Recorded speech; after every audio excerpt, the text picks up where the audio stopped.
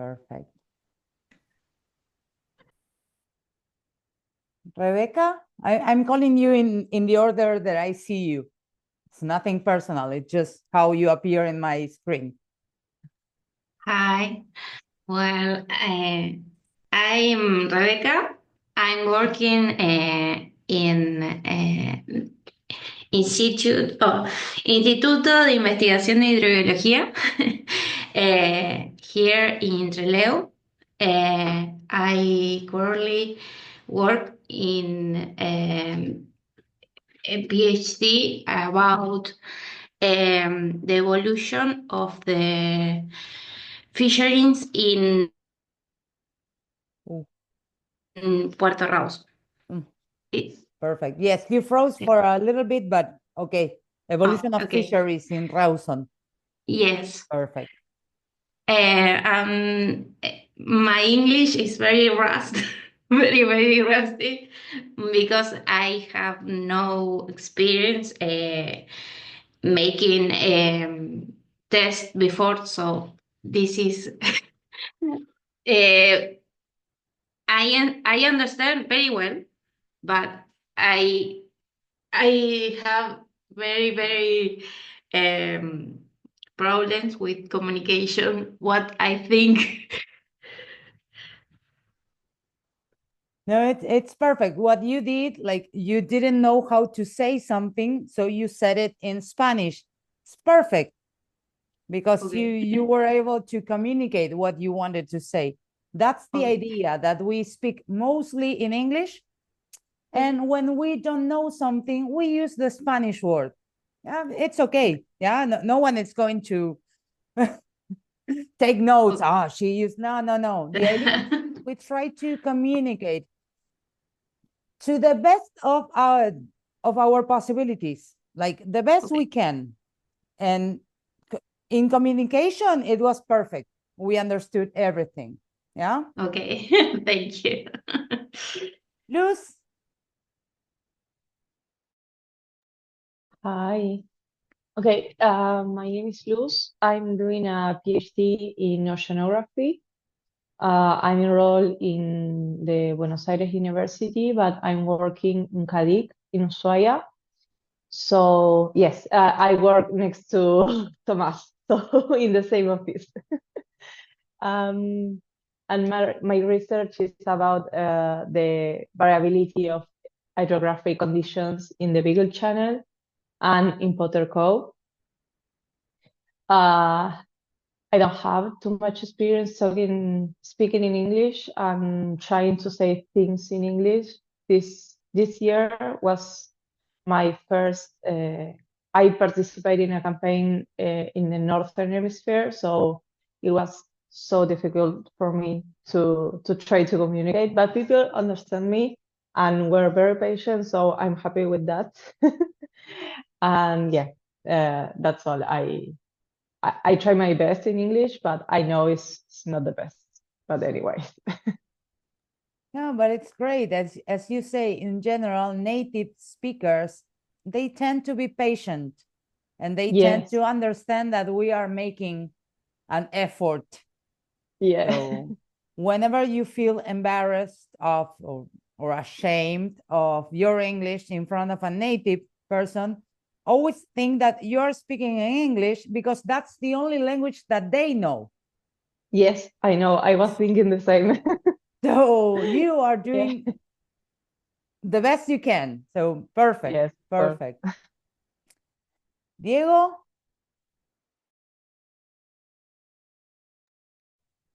Hi, my name is Diego. I'm from Cuba. I graduated at the University of Marta Abreu de las Villas. I've got a bachelor's degree in chemistry. Last year, I won the scholarship that CONICET offers. And now I'm currently working at the CINMEJU. It translates as research center of advanced materials and storage of energy of Jujuy. And my thesis is about membrane distillations. um, of brines. My main objective is to distillate the brine with the objective of concentrating that brine and to obtain a concentrated brine to later extract the lithium in it, and in parallel to obtain the water. So that's it. Interesting. So a chemist. Yeah. I think that you are the only one amongst us. That will be, it will be good. It will be entertaining because we can also learn some vocabulary, because Okay. chemistry, it's not my strong suit. I work with marine mammals, so chemistry. And I'm very happy to be here because we don't have that much opportunities to speak in public or in our daily life or in our works. So I think this is a big opportunity to mainly speak to practice our speaking skills. Perfect. Yes, that was the idea of the course. Okay. Yeah. Belén, María Belén or Belén alone? What do you prefer? María Belén. María Belén, perfecto. Okay, I have a little problems with my computer because it's a new computer. I try to understand the configurations, but I don't know if everybody can hear me. Okay. Yeah, Okay. yeah, we can see you, we can hear you. My name is Belém. I'm doing my PhD in my fourth year. I'm trying to isolate a different kind of microalgae to offer like alive food to a new opportunities in aquaculture resources, and now I'm cultivate different kind of migration, like no, that I isolate. So I'm trying to finish all the objectives that I had in my plan of the doctorate, and I'm do the doctorate in the San Juan Bosco University, like son of the partners. I'm living in Puerto Madryn, and bueno, I work in SEMPAR and in the CECIMAR Institute. We are colleagues. We are in the same institute. Yes, but I don't know know you in a kind of live presence, or I don't know how to say. But that's not on you, it's on me. I Yeah. don't show up very often outside Yeah. my office or yeah. And related to English, I had different kind of challenge, or I practice a lot with a different kind of people in a institute or in different conversations in the people that do classes in her home. And I love the language, but I think that I have different problems to communicating. So I think that is a good way to to improve my English, and a new challenge, of course. related to the profession. Perfect. So Perfect. we are in this new challenge together, I guess. Yes. Yes. Perfect. And last but not least, we have Wendy. Hi, Wendy. Hi. Uh, so, um, I am biologist. I study in the University of Comahue in San Carlos de Bariloche. My thesis is in stoichiometry in Daphnia. Is the microcrustacean in the lakes. I am working in the laboratory of linology, and I am excited for this course. It's my first time for that because basically I trade study for myself anymore. Perfect. Perfect. So self-teaching. Do you, like, this is a question for all of you. Do you use social media like Instagram? Yes. Yeah, most of us do. Do you follow any account that could help you learn English? Such as, I can share some. I watch very a lot of shows in English Perfect. and without subtitle. Oh, that's great. That's a lot, actually. Yeah. The problem is me. Hi. Speaking. Yes. That's And an I usual watch problem. a different makers.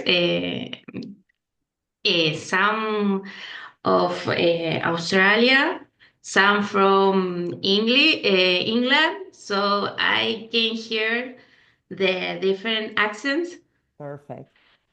but I cannot speak. I speak like Indian, Indian speakers. No, no, no, no. They speak much worse. Don't worry. No, one thing that you could do for all of you to try to improve your speaking, it's a technique that it's called shadowing, sombra. So you play a TV series and you use the subtitles and you repeat what they are saying. Yeah, you can do that for like 20 minutes. Otherwise, it gets boring. And it should be with a TV series that you already know, something that you already saw. Like, I don't know, Friends, The Big Bang Theory, something like that, that most of us already saw. And we go back and we can mimic what they say. That could help you with your fluency, with the rhythm of the conversations, and with the pronunciation. Yeah, and as you get those three aspects of your speaking improved, your confidence will improve. And confidence, it's a really important thing when you're speaking in English. Yeah, we could also can take a book and read aloud. That could help too. Yes, reading out loud helps a lot. And it's actually one of the things that we exercise the least. We don't practice enough reading out loud. Yeah, we should. Thing is that we tend not to have the time. And when we are reading, if we are mispronouncing something, we don't know because there's no one there to tell us, oh, that word. When we are listening to someone, to a native speaker, they will say the word properly. Most of the cases they will say it right, so we can repeat it. And apart from that, also read And I don't know, there are plenty of YouTube channels that can help you improve. I will be sharing some resources with you, some free resources with you afterwards. Yeah. And the idea of this, of recording this, is for you to come back if you want, but mainly for us to also put it in our YouTube channel. So please let me know if any of you would have any problem if we do that. Like if someone doesn't want to appear in the video. We want to leave this also accessible on YouTube for future students or for people who's trying to improve. They can watch these videos and learn, and also see that they are not the only ones struggling with English. We all struggle. It doesn't matter how much you know with English, you struggle. It's an internal fight, a continuous internal fight. Okay, guys. Chisme Yes. is very good for, You're I cutting. don't know, Sorry? the chisme. Chis In English is very good. Chisme? With... Chisme, el chisme. Chisme. Gossip. Yeah. Yes, gossiping in English, it's funny. Anything that it's fun for you, anything that it's entertaining for you, that will help you. Yeah, if it's funny, if you have fun, if it's entertaining, if it doesn't feel like work, that will help. Yeah, if it's completing grammar homework, it's usually boring and it doesn't help you speak. Or it does, but not as fast as you would like. You have to have a little bit of grammar and a lot of speaking practice, yeah, and also listening practice. So guys, we are going to start with the presentation. The idea is that at any point, if you don't understand something or you want to ask something extra, please interrupt me. Yeah, and the idea is that, yes, I will be sharing a PowerPoint presentation, but the idea is that we make this a little bit dynamic. Let's see. Are you watching my screen? No. No. Let's see if I can. I will have to share everything.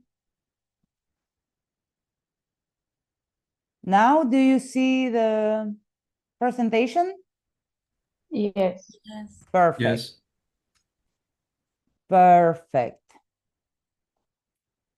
So as I ask some of you, did you review the few grammar units that I told you about different tenses and times? And this is just a little review or a little summary. Yeah. In English, we have 3 different tenses. The tense refers to the time of an action. Yeah. Of an action, an event, or a state. Why do I say state? Because I am happy, that's not an action. You either are or you are not. That's a state. Yeah, un estado. So we have 3 different tenses: the past, the present, and the future. I have some examples, like I finished the course yesterday. Water boils at 100 degrees, and I will take 1 month off during summer. Here we have an example of each of these tenses. And you might say, but in English, there are more tenses. Yes, we call them tenses also, but they are actually called aspects. which are the simple, the continuous, the perfect, and the perfect continuous. And you have those four aspects in every tense. Yeah, and this talks about how an action, event, or state is viewed or how it relates to a certain time. We are going to see examples for you to understand better what I mean when I say how it relates to a certain time. So in simple tenses, either present, past, or future, we are talking about truths or complete or single events. See, I'm missing an R there. Complete or single events, like it rained yesterday. It started yesterday and it finished yesterday. That's a single, a complete event. Then we have progressive actions, yeah, like saying, I was gardening outside and I suddenly saw. Why am I mixing this continuous tense? I was gardening. Let's see if I can, pluma. I was gardening. This is the progressive action. And I suddenly saw. This is past simple. Because in general, the past simple, it's used to set the context for a past action. Like in this case, I was gardening outside and I suddenly saw. I was doing something and that action got interrupted by something else. It's not that we cannot use it in a different way, but in general, in English, when we use past simple, past continuous, sorry, it's to set the context. I'm trying to tell a story and I'm trying to focus on something that I was doing when something else happened. The perfect tenses, they look back from a specific time. If I had to, or if you had to translate the present perfect into Spanish, do you know what the translation is?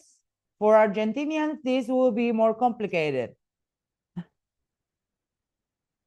I have struggled with that in the exercise. Okay, present perfect.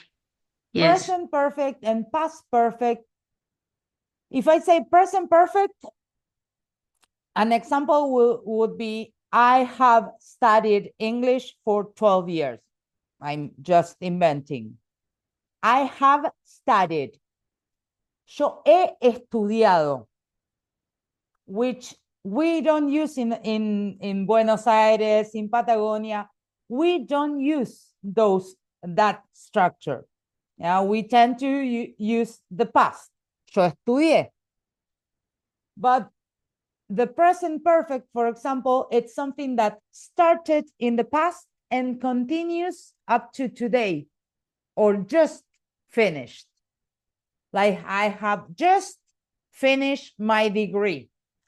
Yo he terminado recién. Yeah. In this case, we have an example of the past perfect, which is even more complex for us.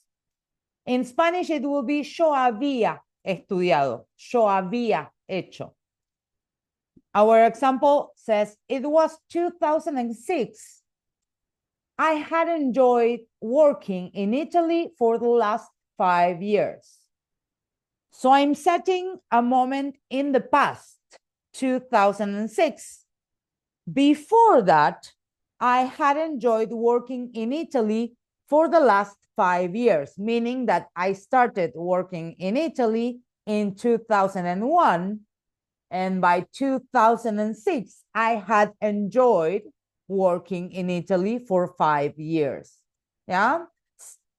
Era 2006. Yo había trabajado. Yeah. Can you see the relationship with the time? The past perfect it's the past of the past. The present perfect, it's the past of the present, but it relates both times, yeah? In general, you will see these. We can work with some more examples during the in-person sessions, but also this week. The class will be from 8 to 10.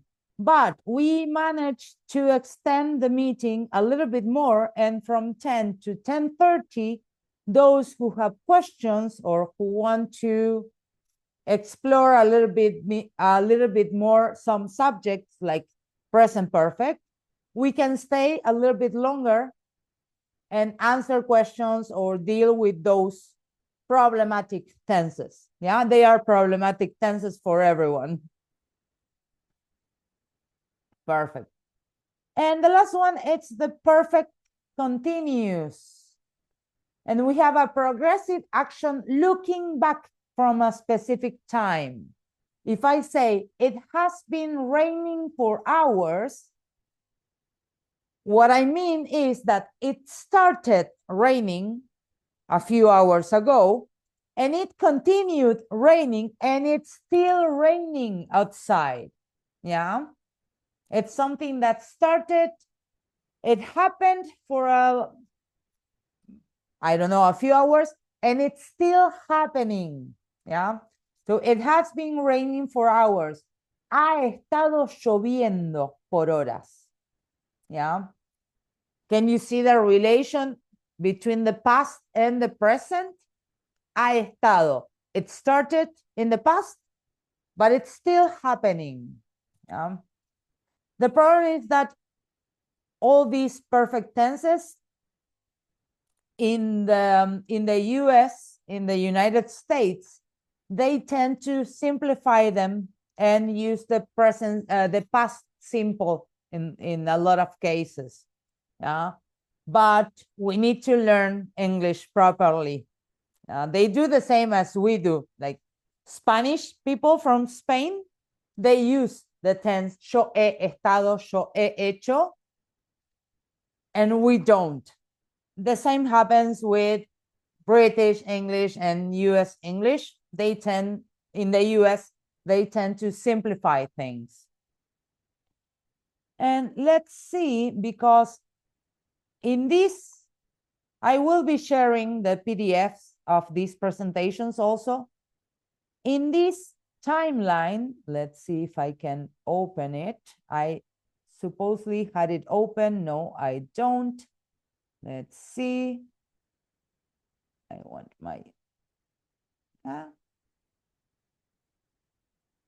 cannot open it. Maybe you need change the pencil. No. Yes, but I had it already because I opened it just in case. In that link, you will find this interactive chart. Yeah. So if you come here and press simple, you have examples in each time. Yeah. Past simple, present simple, future simple. And you have the functions of those tenses. Yeah. If you can go back and come, instead of to the aspect, you can come, well, let's look at the perfect tense, that it's the most complicated one for everyone. Like the example yesterday at 2 p.m., I'm already setting myself in the past. Yesterday at 2 p.m., I had just baked a cake. Ayer a las 2 de la tarde yo había horneado, meaning it's the past of the past. Here we have the present. I have just baked a cake, meaning I just finished. Or the future, which is a little bit more complicated. Tomorrow at 2 p.m., I will have just baked 3 cakes, meaning that tomorrow, mañana, a las 2 voy a haber horneado. ¿Ya? O habré. Actually, it's the actual translation is habré horneado. We don't use that in, at least in Buenos Aires province and in Patagonia, we tend not to use that structure. We say what I said, voy a ver. Yeah, it's not the same. Of these tenses, which do you believe that we use mostly in our writing when we are writing an academic paper? Which one have you seen?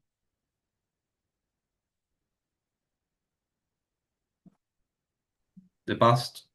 The past. Yes, the We use past. the past. Yes. The past simple.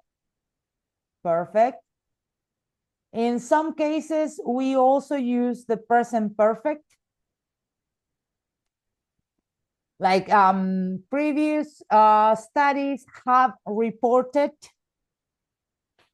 something, Yes. meaning that there can be more studies reporting new things, but from a certain moment in the past until now, previous studies have proposed, have reported. Yeah. Let's see. We are going to move along. So you can go back to that link whenever you want to see the examples and their functions. Yeah, when do we use them? So I have different examples. I know that you could be reading this on your own, but the idea is that you hear how they sound, how the sentences sound. Yeah. So she is a biologist. He lives in Puerto Madryn. You're living in Puerto Madryn. She lived in Ushuaia. He was living in Ushuaia. They will live in Ushuaia. Let's go with that. We have worked in science for 10 years. You have been working on, and he had known them for. As you can see, these are all positive sentences. Yeah. And they are all composed by a subject and a verb phrase. Why a verb phrase and not just a verb? Because most tenses use more than one word. Yeah, yes. In the negative form, she isn't a biologist. He doesn't live in Ushuaia. You're not living in Ushuaia. She didn't live in Ushuaia. He wasn't living in Ushuaia. They will not live in Puerto Madryn. We have not worked in, or we haven't worked in. You have not been working. You haven't been working. And he had not known them for. He hadn't known them for. Again, you have a subject. You have an auxiliary in this case, it's does. In this case, is are. In the past, the auxiliary is did. We are going to see it in the next slide. And you always deny the auxiliary. Yeah. You always put the not after the auxiliary in these simple sentences. And in the last one, we have the questions. Yeah. Is she a biologist? Does he live in Ushuaia? Are you living in Ushuaia? Did she live in Ushuaia? Was he living in Puerto Madryn? Will you live?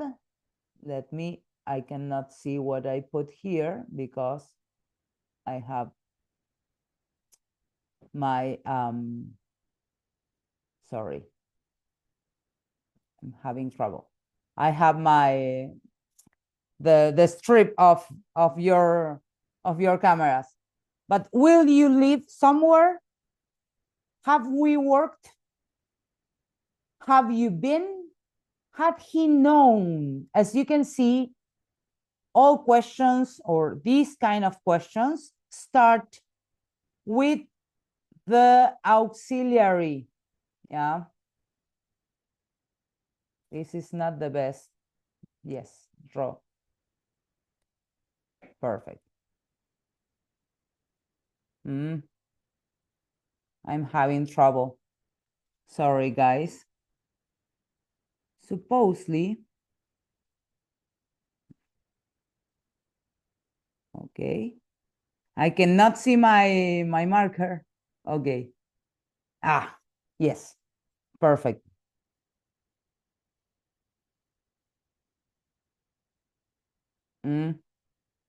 Perfect. There you go. In questions, in simple questions, you have the auxiliary, then the subject, and then the verb form. In English, you always, always, always need a subject. In complex sentences, you're going to see that maybe we can skip it, maybe we cannot include it. But when the sentence it's too long, in these simple sentences, you always need a subject. Perfect. As we said, we have the subject plus a verb phrase. In the negative, we have to deny the auxiliary. And in the questions, we start the question with the auxiliary. And here you have a summary for all the tenses and all the aspects and their auxiliaries. As you can see, for the past, the auxiliary, it's did. And then in the positive sentences, you need the past verb. In the present, you have the auxiliary do or does. In which cases do I use the auxiliary does? When I'm talking about whom. Because with I do, but she, he, it. yes. She, he, it, it's the third person singular. Él, ella o eso. And in those, for those same subjects, when you're in a positive sentence, you will have to add s or es to your verb. Yeah, there is a TikTok going on around about a Brazilian guy that asked, let's say, I dance, you dance, but he dances. Why? Does he dance more than me? Why is it with S? Because in general, in Spanish, anything that has S, it's a plural thing. But in English, if it's a verb, it means that they are talking in a third person singular. And in the future, you have the auxiliary will. And the verb goes in the infinitive form. Yeah. I will go, he will go, she will go. It doesn't change. It's the same for every person. Yeah. For our continuous tenses, we will have a form of the verb to be, was, were, it's in the past, plus the verb with ing. In the present, am, is, or are. And in the future, will be plus the verb with ing. Remember that in English, the ing ending of verbs, in these cases, in continuous tenses, they translate to ando, endo. Corriendo, jugando, saltando, yeah? Only in cases of continuous tenses. We will see a little bit further in the course that the ing verbs have a lot of more meanings than just ando, endo. But let's start with that. In the perfect tenses, we have a form of the verb have. In the past, the auxiliary it's had, because that's the past form of the verb have. And here we have what we call past participle. Have you ever seen in an English book or in a dictionary the list of irregular verbs? And you see that they have 3 different columns of verbs. Yes, the third column. The third column, Yes. yes, or verb 3, yeah? Yeah. Those are past participles. They are really important for us. They are really useful. But why? Not only because we use them in perfect tenses, but because they can function as adjectives also. Yeah? This is a well-written paper. Written, it's the past participle of write, and it's functioning as an adjective. So they are really important for us, especially biologists or scientists in general, in which we tend to use a lot of adjectives to shorten our writings. Yeah. In the present, we have or has, depending on the person, depending on the subject, plus the past participle, and in the future, we'll have no matter the subject. Yeah. So you can come back to this at any point. Let's see. Sorry, Yes. it's always a subject, functioning like a subject. Sorry? In every time, past participle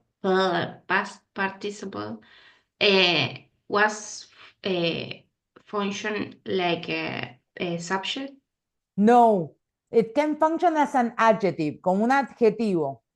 Your subject Okay. will be the paper, my teacher, my Okay. colleague, yeah, a person, a noun, a thing. It can also be a country or a language. Like English is easier to learn than Spanish. I know that you will laugh with that phrase, but it's actually easier in the structure English than Spanish.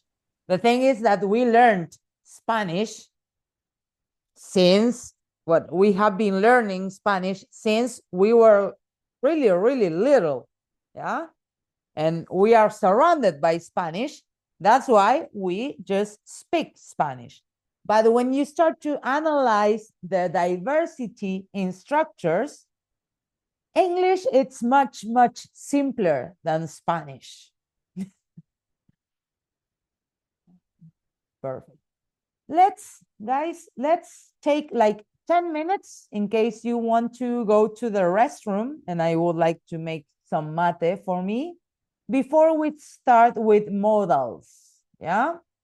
And if you have any questions of what we saw, just take notes or let me know afterwards, and we can go back to that when we finish with this part of the presentation. Okay? Now let's take 10 minutes and we will recombine. Do not leave. It's easier. We will recombine at 9. Yeah, it's 8:49. We will come back at 9. Yeah, so you don't get bored of listening to me. Yeah, see you in 10 minutes. Okay, see you.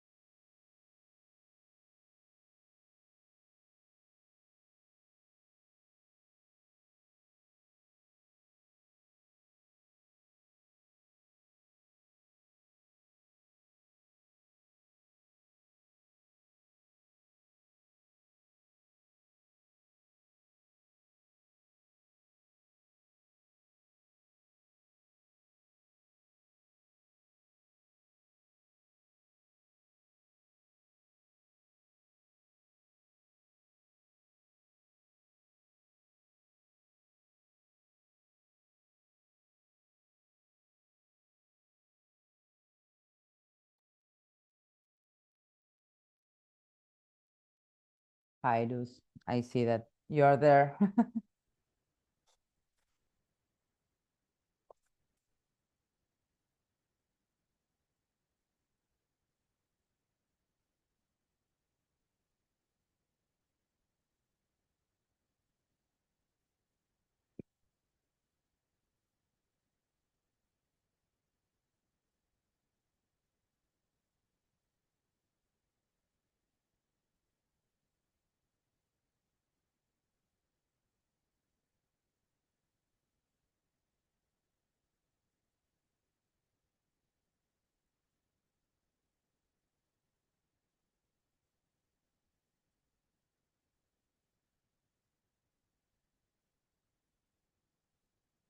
Cell phones.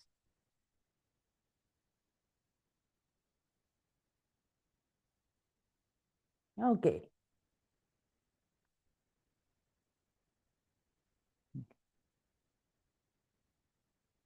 Diego and Belen, they must be coming back. Yes, they are there. I'm here, but Hello, hello, hello. Welcome back. Modals. Do you know what modals are? If I tell you I can play the guitar, I could play the guitar. I should play the guitar.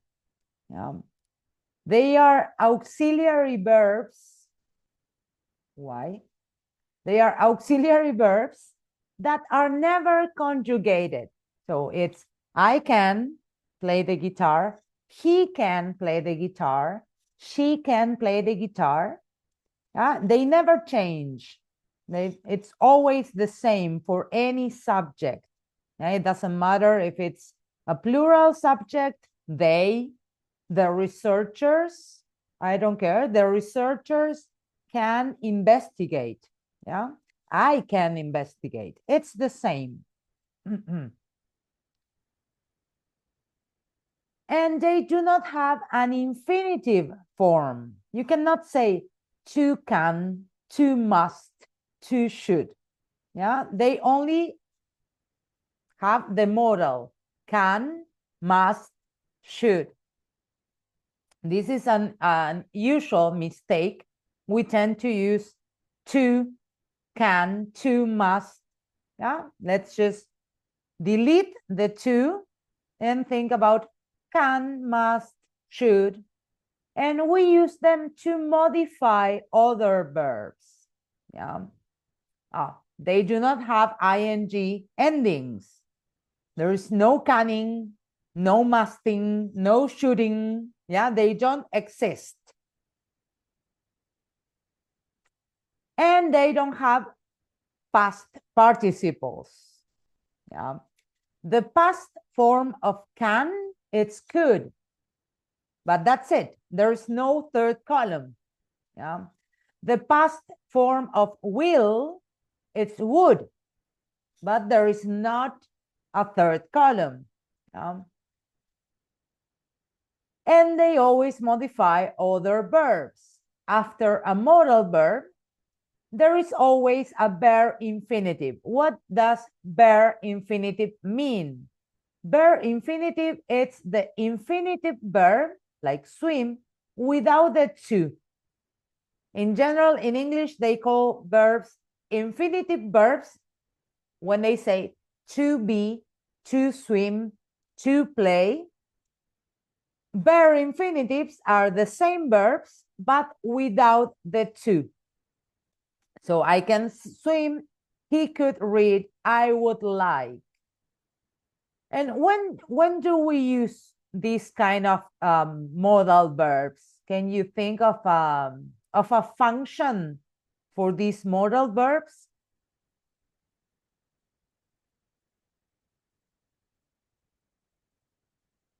If I say I could write a paper, but I don't want to. I could.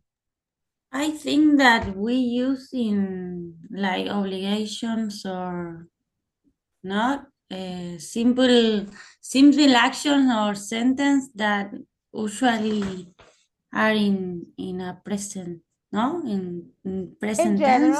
In general, yes, but we use them. Yes, you went there with obligation. For example, advice with Advice, yeah. possibilities. I could do this. It's a possibility. I just don't want to. I may know this. Yo quizás podría, quizás lo sé. Yeah. So it helps us modify and change the function of the main verb. In these examples that you see here, I can swim, he could read. The main verb, it's the action. Swim, read, like. When I put the modal verb in front of it, I'm changing the function of that main verb. If I say, I can swim, meaning I have the ability to swim. If I say I could swim, it's a possibility. Yeah, podría nadar, maybe. I would swim, yo nadaría. So they always modify other verbs. They always change or affect other verbs. And by changing the modal verb, we change the function of the sentence. It's not the same saying I would swim that I should swim. Yeah. So nadaría o debería nadar, should swim. If you notice, I'm not pronouncing the L in would or in should or in could. Yeah, the L, it's silent. It's there when we write it, but when we say it, we just skip it. We say, he could, I should, I would. Yeah, you don't pronounce the L. And this is the form of a positive sentence. This could show. You should try reinstalling R. In this case, you should try. What am I doing? Am I talking about an ability, a possibility, a prohibition, an obligation, advice? What am I doing? An advice. It's an advice. Yes. I'm advising you to reinstall R. You can do it. You can choose not to do it, but you should do it. So you always have the subject, in this case, this or you, the modal verb, and the verb in infinitive. The main verb in infinitive. In the negative, remember that we said that in English, we always deny the auxiliary. And modal verbs are auxiliary verbs. So we always deny the modal verb. This procedure will not affect something. I would not like that.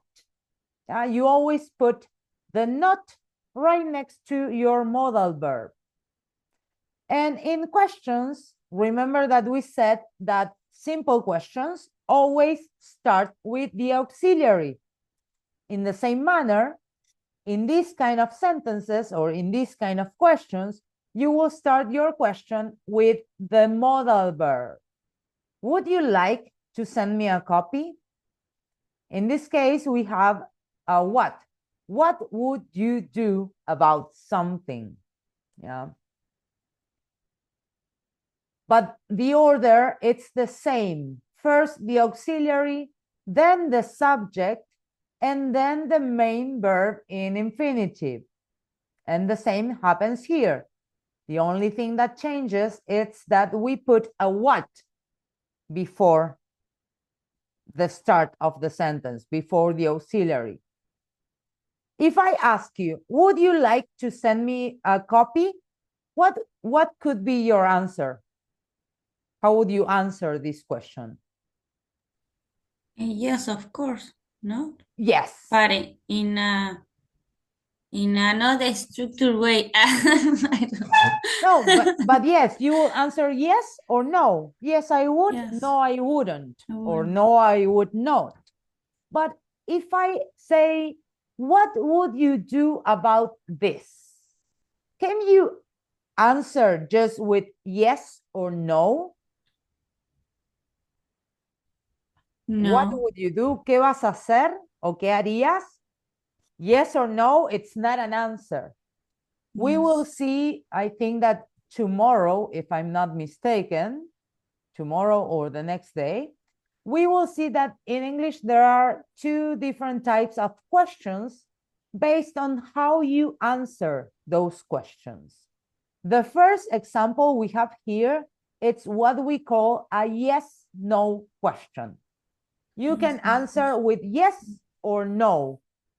The proper answer would be yes, I would.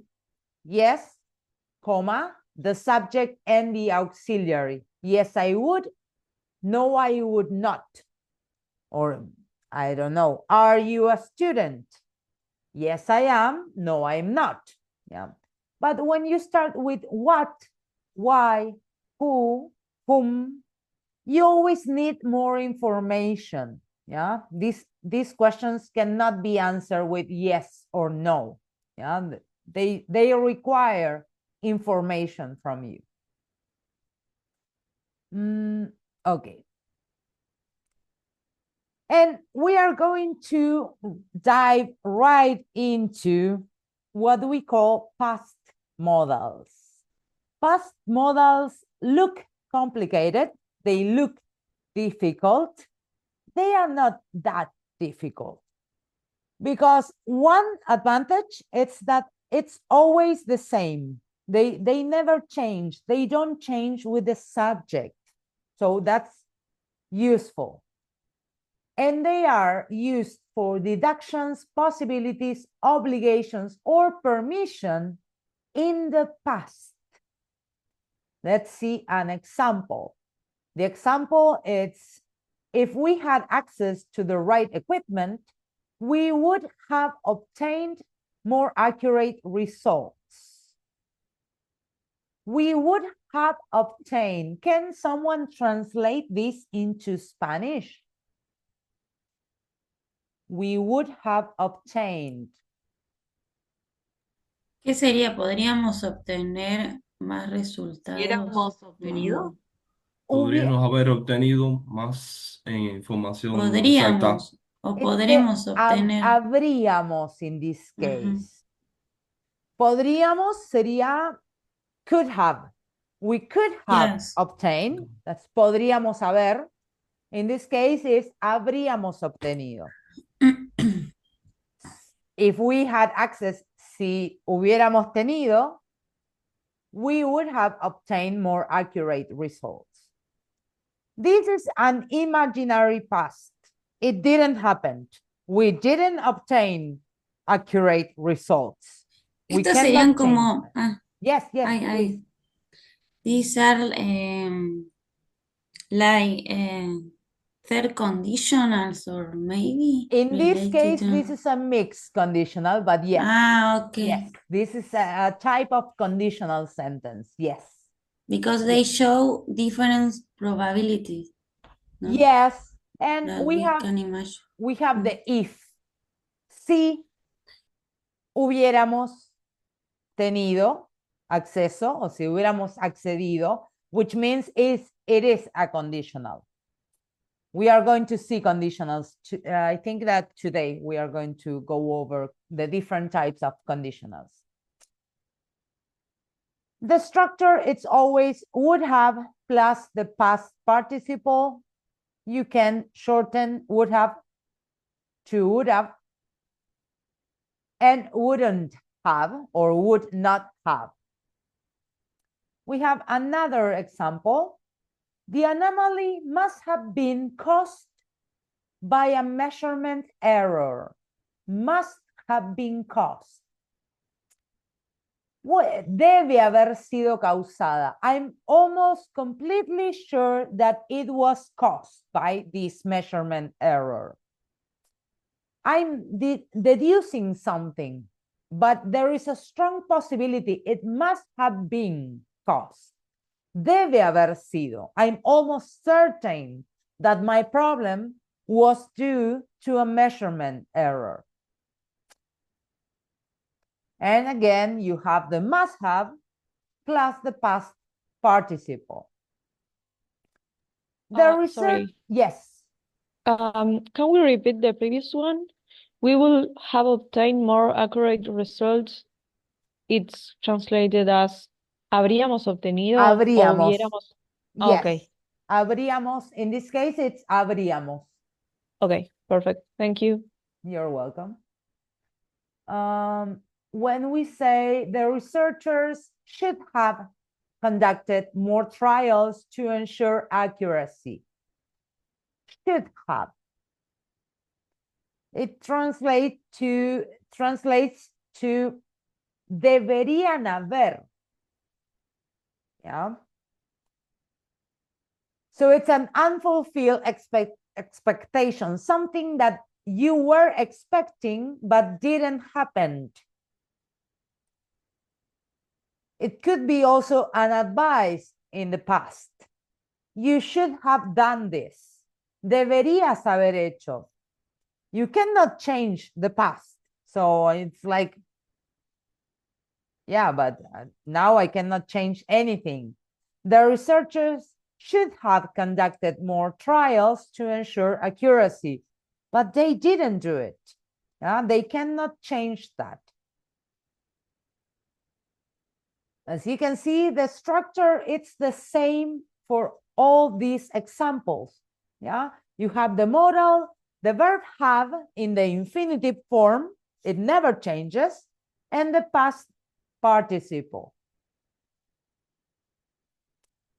The data could have been misinterpreted due to insufficient sample size.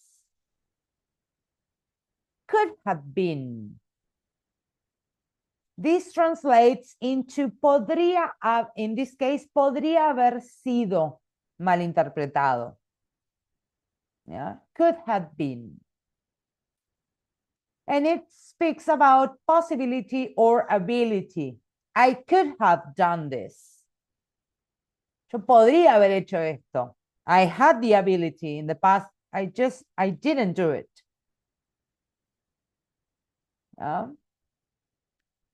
The error might or may have occurred during data collection.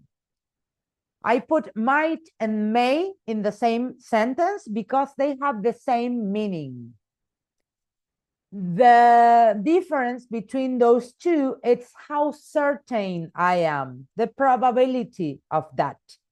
May, it's more certain than might. If I say might, the probability it's smaller. Yeah, there is a smaller probability. Again, we are talking about possibility or our uncertainty. May have occurred. Podrían, pueden haber sido. You are going to say, what's the difference with could? There is no difference.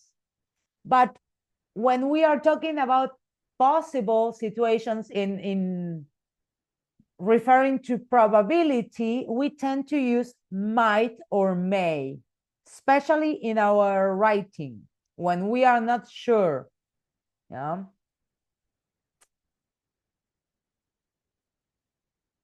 Okay. Notice that might not and may not don't have, I forgot to add the couldn't have exist.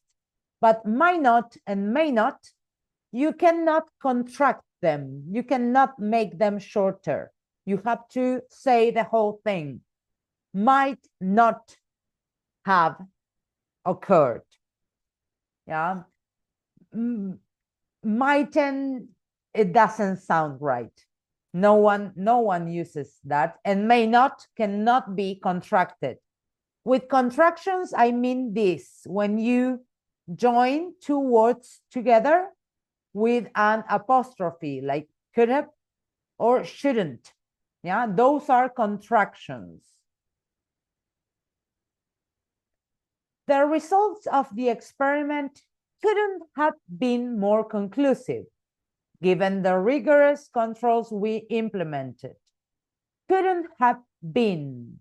What do you think I'm saying in that case?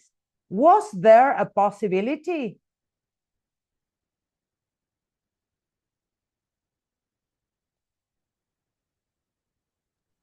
It's like you are in 100% that you are I think it's more like an affirmative sentence than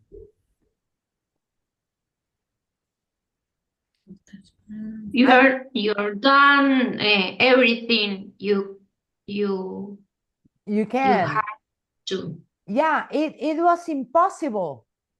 Yeah, I'm talking about an impossibility. Couldn't have been. No podrían haber sido. Like, it's impossible.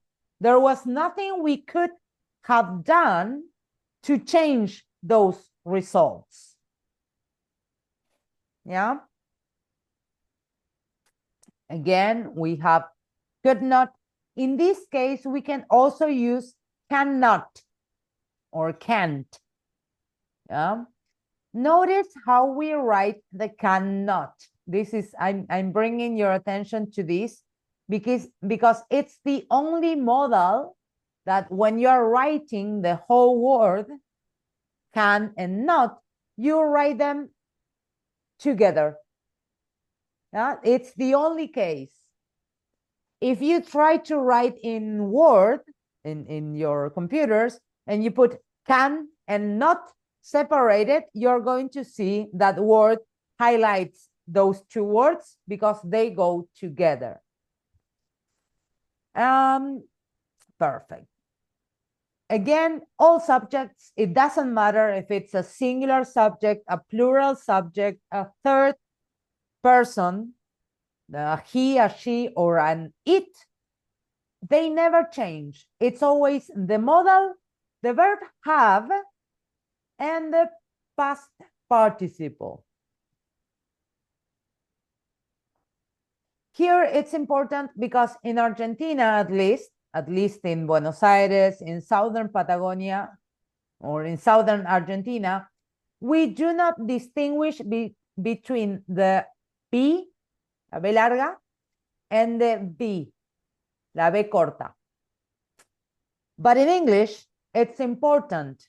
It's an important distinction. In these cases, you have to bite your lower lip. Always have. I'm exaggerating the movement, of course, but you have to say would have, should have. Yeah, see how I bit my lower lip with my teeth? Because it's important for them to improve your pronunciation, and it will help you when you are trying to say these contractions. Would have, must have, should have. Yeah. Let's see. I had a video for you, and I will try to display it. Where was my video? Where is my video? Let's see. I had it here.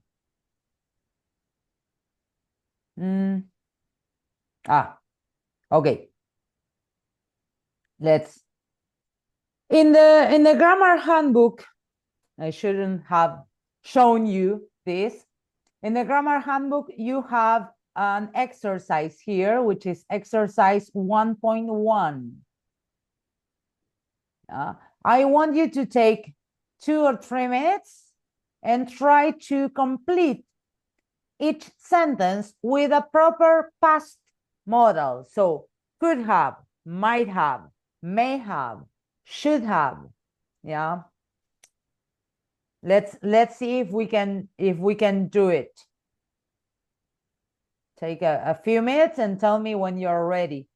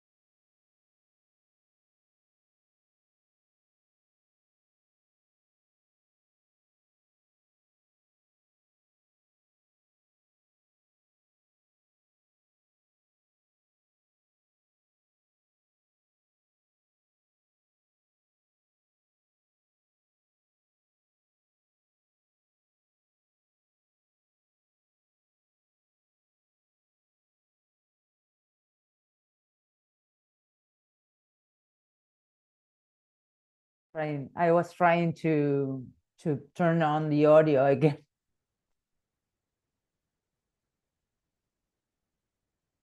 I'm learning. And you're learning English and I'm learning how to give a course through Zoom. This is like my first or second time. I have a question. Yes, please. For the exercise. Yes. The word that are in the between the brackets, we have to use like adjective in this case. Like main verb, which will be in the past participle form, the third column form. Or okay. Yes, this case affect, it's a regular verb, so it's affected. Okay, yes, but the word, yes, sometimes I mix them because some adjectives end with ing, yes. I think, and some verbs in the third column are the same. Not all, but so you can use some verbs with ing as adjectives, Yes. like something is fascinating, fascinating, interesting. Yes. Those are ing ending verbs. Yes. But I am fascinated by something. I am interested on something. I think that on the fourth day, we are going to see the difference between those two types of adjectives. Yeah. Okay. Here, think about verbs as either the third column or the past with ed or d. In this case, affect Okay. is affected.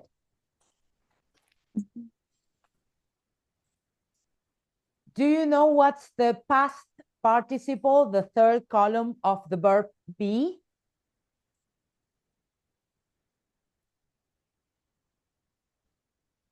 Been? Been. Been. Yes. Yes. Been.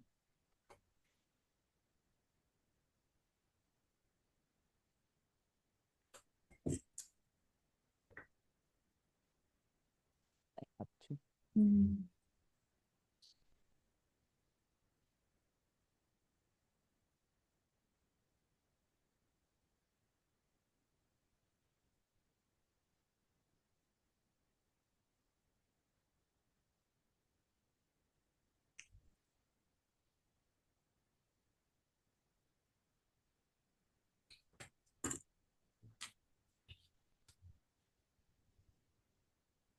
Mm-mm.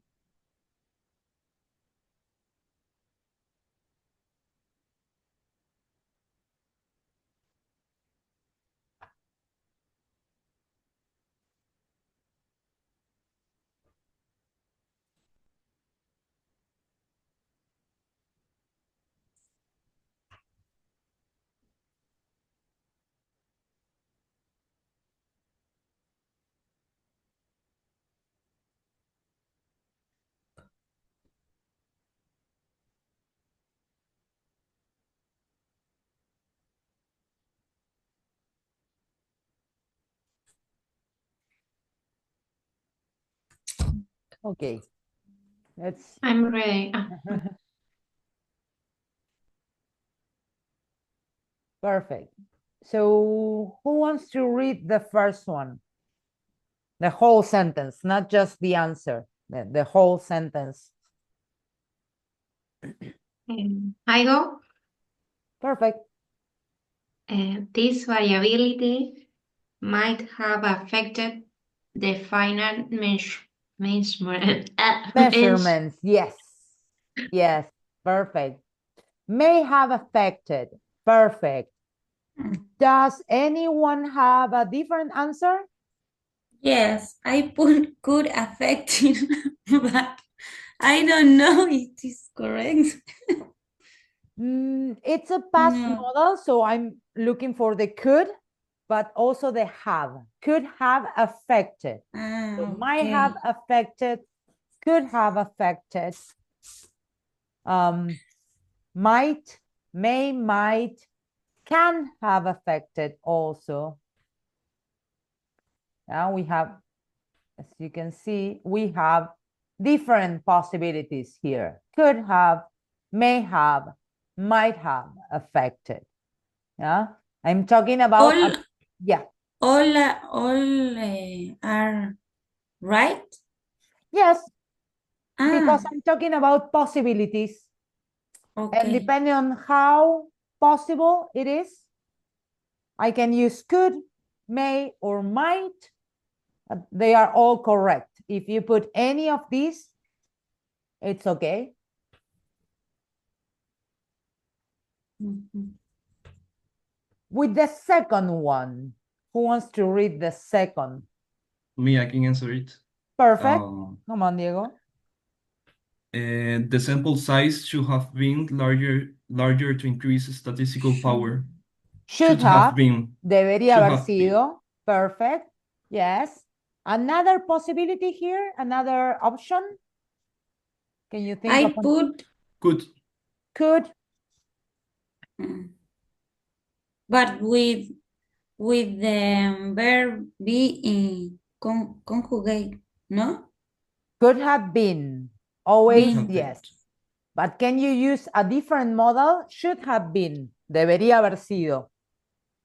Should. Podría haber sido, could have been also. And must have been. Yes, must. Should have been. In this case, I chose should have been just because I wanted to. Should have been. Debería. I'm noticing something should have been done differently. Yeah. Should have been, could have been. In these cases, we always have to use the have between the In these cases, yes. the modal. In these because cases, yes.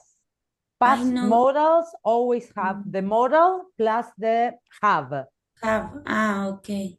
Because I noticed that I had that the mistakes in all the exercises. Past modals.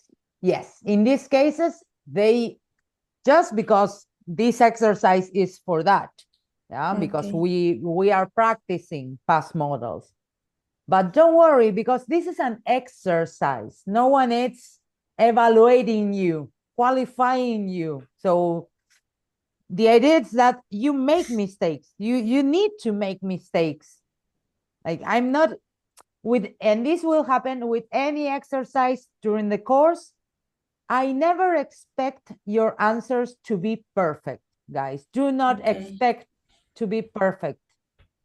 We need to make mistakes because we can learn from our mistakes. If we don't make mistakes, if you don't make mistakes, why are you here? You shouldn't be doing this course. Yeah. The idea is that you will make mistakes. It's perfectly okay. Yeah. No one is expecting you to be perfect. Yeah. Don't expect that from yourselves. Yeah. Don't put the bar that high that I need to be perfect. I cannot have any mistakes. That's the idea. You're going to make mistakes. It's part of the learning process. Yes, but it's a good way to show that this kind of mistakes or is something common that I suffer in my mind when I try to answer in a good way. Yeah, well, but you try. You at least you try, which is also it's already good. Yeah, I prefer you trying and making mistakes than not trying at all. Yeah, so always try. Also, before this, have you ever heard? Did you know this structure, the past modals? Did you know them? Because for most of you, this must be new. Right? Am I mistaken? Is this new, or did you know this structure? I know these structures, but I think this is my first time knowing them, like knowing Using them. using them and learning the meaning of them. Okay, so perfect. For a first time, it's your first time. Don't expect to be perfect the first time, or the second, or the 10th. Yeah, it will take some time. Who wants to read the third one? I can read try it. with the third one. Okay, go ahead, Noelia. Without refrigeration, the samples may deteriorate within hours. Okay, may Have. may have deteriorated. Can I say could? Could Yes, have, yes. I put that good too. Could have, may have, might have. Yeah, they are all possibilities also. Would have, it's also a possibility. Yeah, they are all possibilities depending on what you want to say. Podrían haberse deteriorado in 3 different grades. Could have deteriorated, may have deteriorated, or would have. Se habrían deteriorado. Yeah, without refrigeration, the samples would have deteriorated within hours. It didn't happen. Yeah. But yes, those are all possibilities. Who wants to read number 4? Would, it's habría. Yes. Okay. Habría. Habría only because it has the have right next to it. Otherwise, would changes the ending of the verb. I would be, yo estaría. I would do, yo haría. Would have, habría.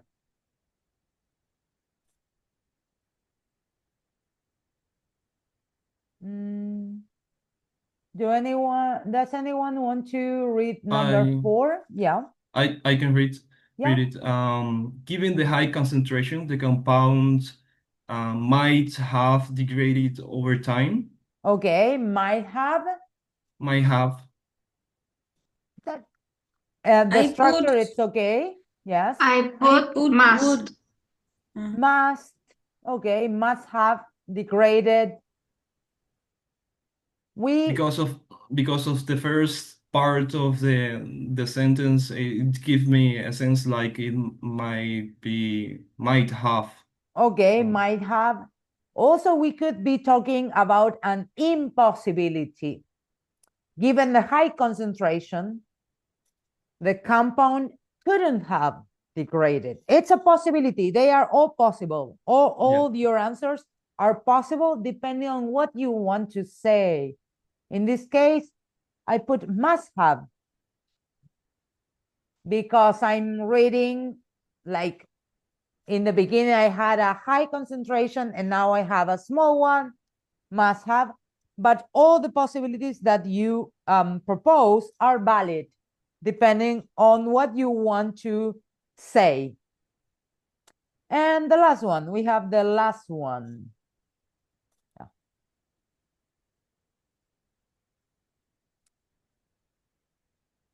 Who wants to read? I can read. Yes.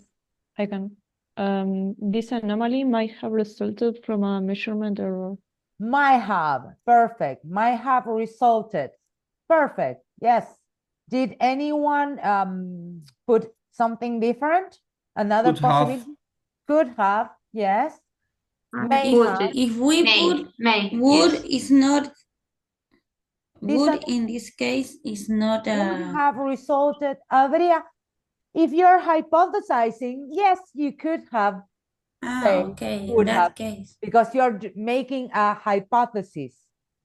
This anomaly would have resulted from a measurement error. Habría. Yes, yes, it's possible. In here I put could have, may have, might have, but would have, it's also possible. Always depending on what you want to say. You are going to be practicing this today, or you're supposed to do some exercises after this.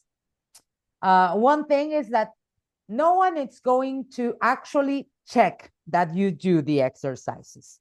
I'm not going to go one by one checking that you did the exercises.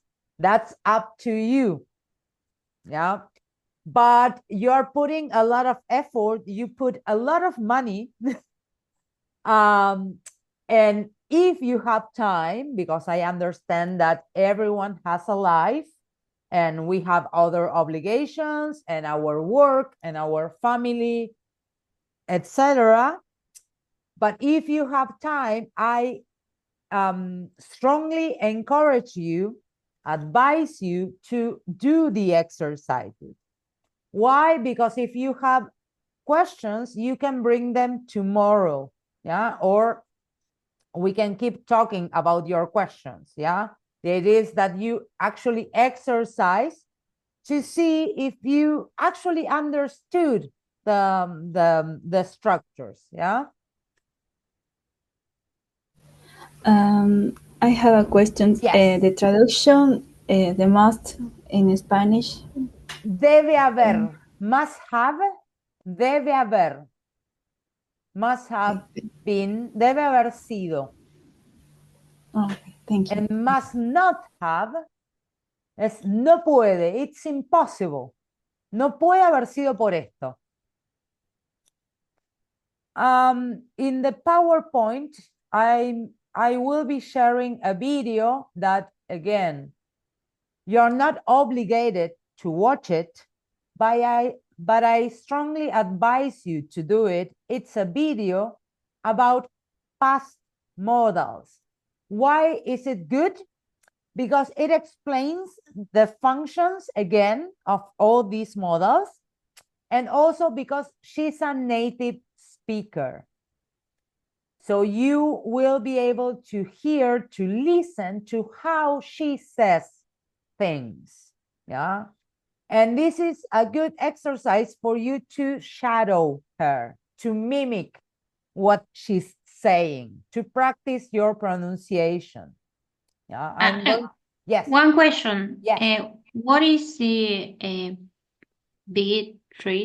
Three?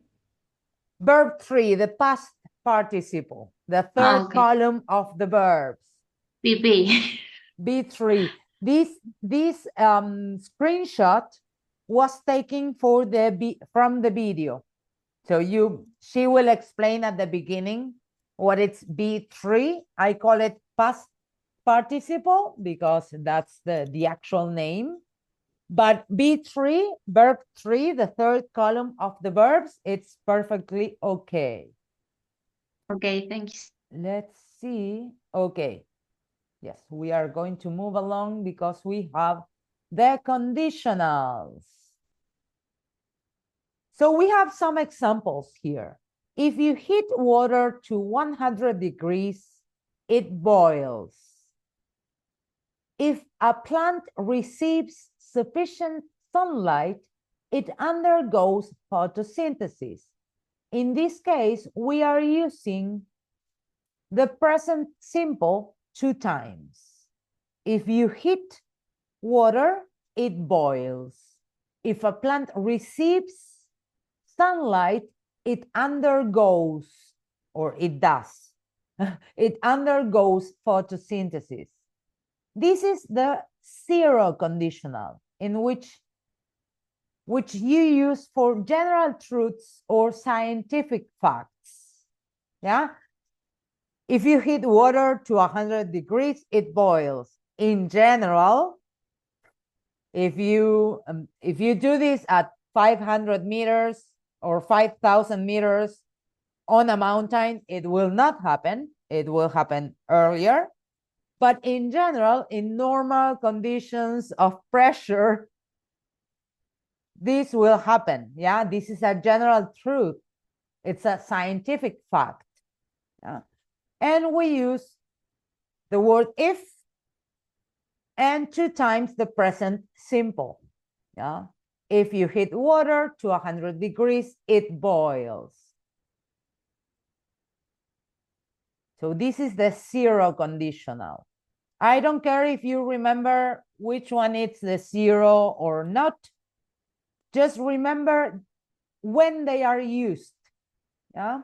In this case, present simple, general truths, scientific facts. Now we have another example. If the temperature rises above 30 degrees Celsius, the chemical reaction will accelerate. And we use this for possible situations in the future. Like I can say, if it rains tomorrow, I will stay home. Si mañana llueve, me quedaré en casa. It's a conditional but that it's a possible situation in the future. Yeah, if it rains, I will stay home. And for this, you use the present simple in the first part and the future simple in the second one. How do I know this is present simple? Because I have the verb rises. This is present simple. And with the modal will, I know that it's future simple. So if the temperature rises, the chemical reaction will accelerate. I could organize these sentences in a different order. I could say the chemical reaction will accelerate if the temperature rises above 30 degrees. The only thing that changes is that you don't use the comma in those cases. If you start with the if, you need a comma. If you start with the second part, you don't need the comma.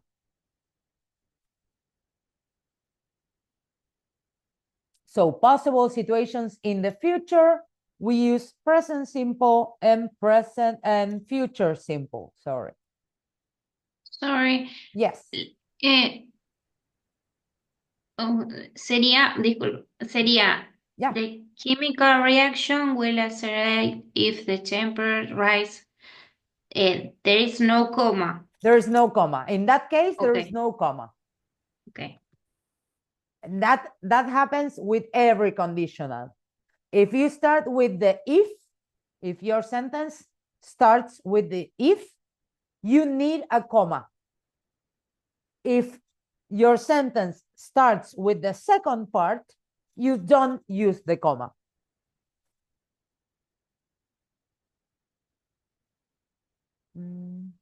Okay. Now we have this example. If the team had more funding, they would conduct additional experiments. This in Spanish translates to si el equipo tuviera. It's a subject. It's complicated to say that word in English. Es el modo subjuntivo in Spanish. Tuviera, hiciera, ¿ya? Estuviera, fuera, ¿ya? If the team had more funding, they would conduct additional experiments. What do you think? Is this a possible situation or an imaginary situation? Do we have more funding? No, an imaginary. Yes, it's imaginary situation. Yes. It would be possible. It could be possible, but it's very difficult. So it's an imaginary situation. It's hypothetical, unlikely. So it's imaginary situation in the future or in the present or the future. And this structure, it's formed by if plus the past simple, the verb had in this case, and would. I put verb infinitive because the main verb, conduct, it's in the verb infinitive. It's not changed. Yeah? They would conduct. If the team had more funding, they would conduct additional experiments. Si el equipo tuviera más financiación o más financiamiento, harían más experimentos. Yeah? It's what we know as a conditional, as a regular conditional in Spanish. And we use this structure for hypothetical or imaginary situations. Like I could say, if I were rich, I would buy a yacht, a boat. I'm not rich. I'm not going to be rich. But if I were rich, si yo fuera rica, yo compraría un bote. I would buy a boat. And the fourth type of conditional, this is an example. If the researchers had collected more data, they would have strengthened their conclusions. Had collected. Si los investigadores hubieran colectado, ellos habrían tenido o habrían reforzado sus conclusiones. It's something that happened in the past, and I cannot change it. So it's an imaginary situation in the past. A hypothetical situation in the past that did not happen, and their possible outcomes. And for this, we use the past perfect, had collected, and would have, plus the past participle, verb 3. This is an imaginary situation in the past. If I had, I don't know, if I had studied English when I was a child, I would have obtained a first certificate. It didn't happen. I didn't study English when I was a child, and I never got my first certificate as a child. Well, no, and I never got the first certificate. I have other tests, but not that one. Okay. Perdón, ¿y Yes. esta, cómo sería la traducción si los investigadores hubieran colectado? Yes. Ok. Habrían obtenido o habrían reforzado. Si ellos hubieran colectado, habría pasado tal cosa.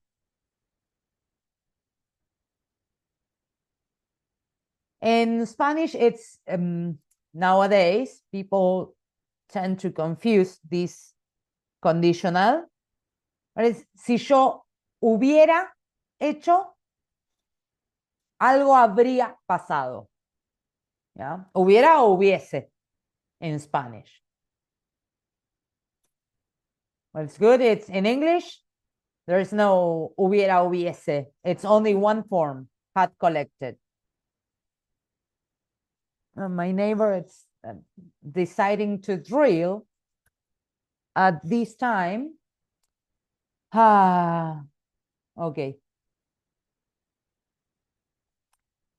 And, Igual no escuchamos nada, ¿eh? Me tuve perfect, perfect. I was worried. Last but not least, we have other types of conditionals, and the idea is that you know that they exist. Just know that these kind of conditionals exist. In this case, before showing you those extra conditionals, I want to talk to you about this. If I were a millionaire, in English, the past form of the verb be changes with the person. And in general, we say, I was, he was, she was. He was born in Bariloche. I was born in Mar del Plata. When I was a child, cuando yo era chica, yeah? In general, and we use the form where with you, they, we, and no, you, singular and plural, they and we. We were students. You were late, yeah? But with conditionals, we don't use the verb was, or we tend not to use the verb was, because this is the subjunctive mode, yeah? El subjuntivo, el fuera o fuese, no era. It's not the same. Like, Fuera o fuese, entonces, perdón, escuché mal. Sorry. yeah, fuera o fuese, it's were. Si yo fuera, if I were, you're going to hear that nowadays language is changing, and you might hear if I was a millionaire, but grammatically that's not correct. The correct way, it's if I were a millionaire, I would buy a yacht. If I were, I'm not. But look at this. If she was late yesterday, it wasn't her fault. Si ella llegó tarde ayer, estuvo tarde, the funny way to say estuvo. Si ella llegó tarde ayer, no fue su culpa. This is not an imaginary situation. This is something that actually happened. In that case, we use was. Do not get overcomplicated with this. Yeah, just know that in conditionals, in imaginary situations, talking about the future, we use were. It doesn't matter the subject of the sentence. But in real life, when something was possible in the past, we can use was. How would you remember this? Practice, with practice. I'm not expecting you to remember all this just because you heard it once. Yeah, you are going to practice. We are going to practice with this. Yeah. Let's see, I think that. Teacher, the expression that you have mentioned Yes. with the use of were with the person I. Yes. Another example that I remember is when we made advice. For example, if I were you, I would. Yes, no, it's perfect. more Yes, common. that's a great example. If I were you, but I'm not. It's No, I'm not imaginary. you. It's hypothetical. Yes, that's a great example. If I were you, I would do this. Yes, Okay. but I'm not you, so it's hypothetical. It's imaginary. I can never be you. Perfect. Perfect, perfect. Yes. Oh, mixed conditionals. And after this, I think that we finished. If the researchers had started the project earlier, they would, and I cannot see. Sorry, but I cannot move them. They would be finished now. Si ellos hubieran empezado, ya habrían terminado. It's complicated. I just want you to know that these kind of conditionals exist. Don't get crazy. Don't become like too worried if you cannot remember them. Again, we are going to use them. In this case, this is a past condition and it's present result, and it's a mix between the third conditional and the second conditional. After this, I'm going to be sharing a Google document where you will find resources and a link to the PDF for this class. So you can access and review all you want to review. The last one is, if the theory were true, it would have explained the past observations. It's another mixed conditional, and I'm mixing past simple and would have. And we use it with a present imaginary condition and its past results. Si la teoría fuera verdad, habría explicado las observaciones pasadas. And it's a mixed conditional, mixing the second conditional and the third conditional. Just know that they exist. That's all I want you to do now with this information. It's know that this exists.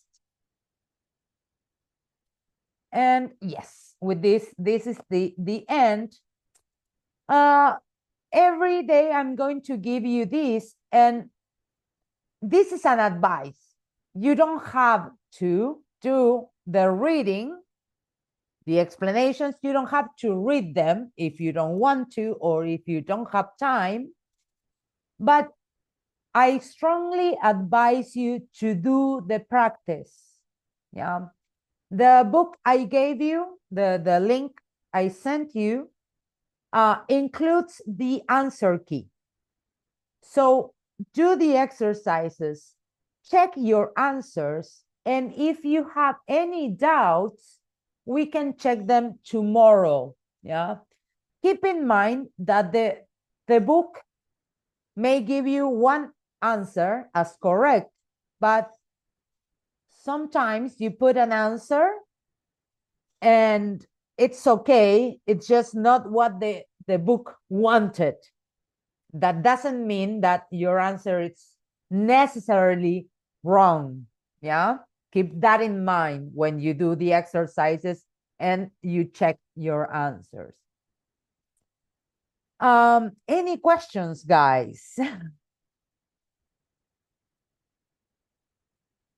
Too much information for today, I think, right? Yeah, too much information. Maybe tomorrow I will have some questions, but not now. Perfect. Just take notes.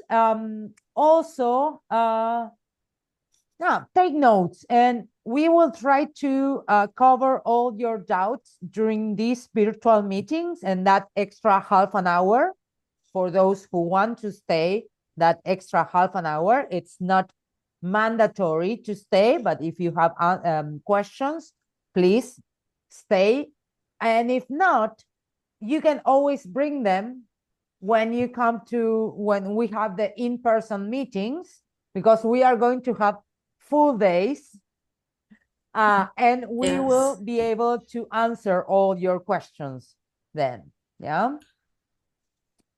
Will you send us the link of this classes? Yes, I will. I have Okay. to turn this into a PDF file, and as soon as I do that, which I will start doing now, but during the morning, I will send you an email with a link to a Google document. In that Google document, you will find more links, like to the video and to different resources and to the PDF of this class.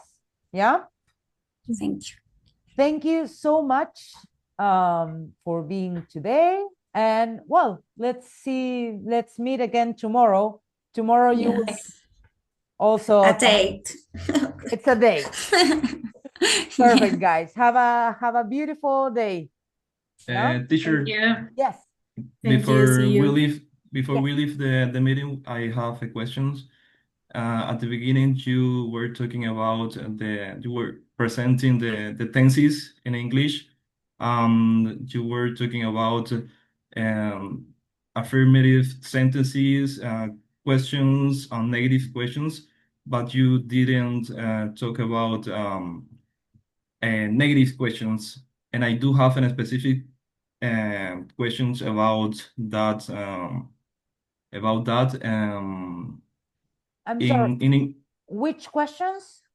Negative questions. Negative questions. Yeah. Okay.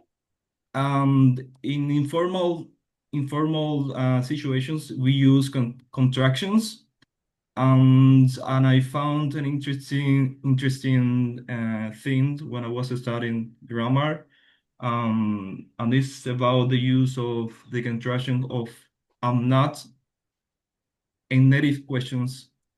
That is not very common. But I found that in Scottish or in other countries, they use like a form of that contraction that is not very common. Can you talk about a little bit about that? Can you write that in the chat, the example that you're talking about? Maybe. For example, yes. in common English, you use aren't. For example, aren't I going to work? But in other countries, they use another form that is very complicated to pronounce. And that form is spelled as am and apostrophe and t. Ain't. You mean Ain't. A-I-N-T apostrophe No, T. no. Am and apostrophe t.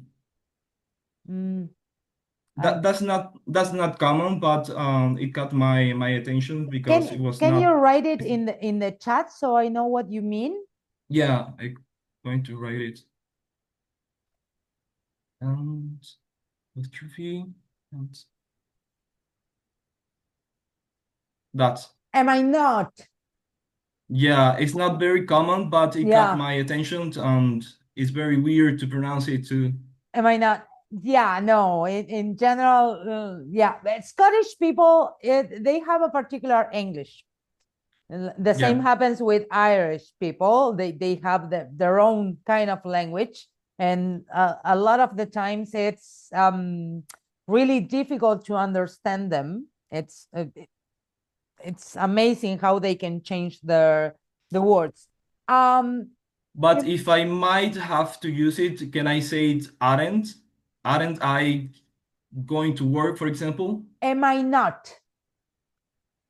But if an informal situation, let's say, can I say aren't I? You could. Because I researched it on internet and I found that I could say it aren't. I know it's not very common, but it's an interesting fact, I think. Yeah, so you can say aren't. It's not grammatically correct. So just so you know, it's not grammatically correct to say aren't I, because are, it's used with you, with they, with we. So you could say it if you hear some songs or some people speaking, they say he don't, and it's he doesn't, she don't, and actually it's she doesn't. So what can you say? Yeah, you can say it and people will understand you. The thing is, it's not grammatically correct. And as long as you keep that in mind and you don't use it during a conference presentation or when talking to a colleague, that's perfectly okay. If it's a social interaction, it's perfectly fine. Everyone will understand what you're saying, but it's not grammatically correct. There is also this, I'm writing in the chat. It ain't. It ain't. This is also an abbreviation, a contraction that you will hear, especially in the US. He ain't, we ain't, and it means are not is not altogether. It doesn't discriminate, but it speaks of a low educational level. Yeah. In general, you can use all those contractions, but it will reflect on how people see you.